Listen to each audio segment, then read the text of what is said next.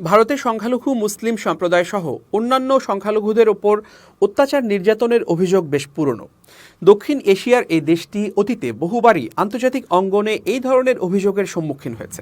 আর এবার ভারতে মুসলমানদের দুর্দশা নিয়ে সরব হয়েছেন ভারত শাসিত কাশ্মীরের সাবেক মুখ্যমন্ত্রী মেহবুবা মুফতি। তিনি বলেছেন, ভারতে মন্দিরের সন্ধানে মসজিদ ভেঙে ফেলার চেষ্টা চলছে।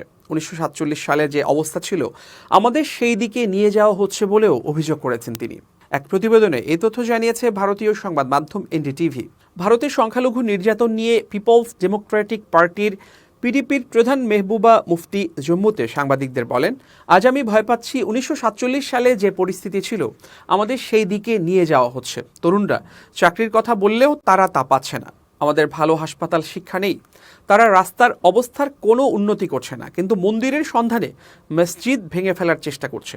সম্প্রতি উত্তরপ্রদেশের সম্ভালে মুঘল আমলের একটি প্রাচীন মসজিদের সার্ভে বা সমীক্ষা করানোর নির্দেশকে ঘিরে স্থানীয় জনতা ও পুলিশের মধ্যে দফায় দফায় তীব্র সংঘর্ষের ঘটনায় অন্তত 4 জন নিহত হয়েছেন। সহিংসতায় আহত হয়েছেন আরও বহু মানুষ। ঘটনার পর গোটা এলাকায় তীব্র সাম্প্রদায়িক উত্তেজনাও ছড়িয়ে পড়েছে বলে জানা যাচ্ছে। শহরের যে মসজিদটিকে ঘিরে এই বিরোধ দেখা দিয়েছে সেটি শাহী জামা মসজিদ নামে পরিচিত। কট্টর হিন্দুত্ববাদী গোষ্ঠীগুলোর দাবি, প্রাচীন একটি হিন্দু মন্দির ভেঙেই এই মসজিদটি নির্মাণ করা হয়েছিল। ওই ভবনের স্থাপত্যে নাকি এখনও তার প্রমাণ রয়েছে। মেহবুবা মুফতি রাজস্থানের আজমিরে অবস্থিত বিখ্যাত সুফি সাধক মঈনুদ্দিন চিশতির দরগাহ নিয়েও একই ধরনের বিতর্ক তুলে ধরেন। মূলত আজমির শরীফের নিচে মন্দির রয়েছে এমন দাবি করে আদালতে পিটিশন দায়ের করেছে কট্টর হিন্দুত্ববাদী সংগঠন হিন্দু সেনা। গত সেপ্টেম্বরে এই পিটিশন দায়ের করার পর আজমিরের একটি আদালত দাবিটি খতিয়ে দেখার নির্দেশ দিয়েছে।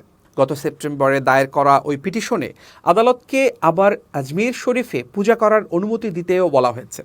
কাশ্মীরের সাবেক এই মুখ্যমন্ত্রী বলেন, আজমির শরীফে সকল ধর্মের লোকেরা প্রার্থনা করে এবং এটি ভ্রাতৃত্বের সবচেয়ে বড় উদাহরণ। এখন তারা সেখানে মন্দির সন্ধান করতে খনন করার চেষ্টা করছে। এ সময় মেহবুবা মুফতি সংখ্যালঘু ইস্যুতে ভারতের পাশাপাশি বাংলাদেশ নিয়েও মন্তব্য করেন। প্রসঙ্গত, মুসলিম সহ অন্যান্য সংখ্যালঘুদের ওপর নির্যাতন ও নিপীড়ন নিয়ে ভারতের বিরুদ্ধে বরাবরই সরব বিশ্বের বিভিন্ন দেশ ও ব্যক্তিত্ব। 2023 সালের জুনে যুক্তরাষ্ট্রে নিজের প্রথম রাষ্ট্রীয় সফরে মুসলিম সহ ধর্মীয় সংখ্যালঘুদের মানবাধিকার নিয়ে প্রশ্নের মুখে পড়েছিলেন নরেন্দ্র মোদী।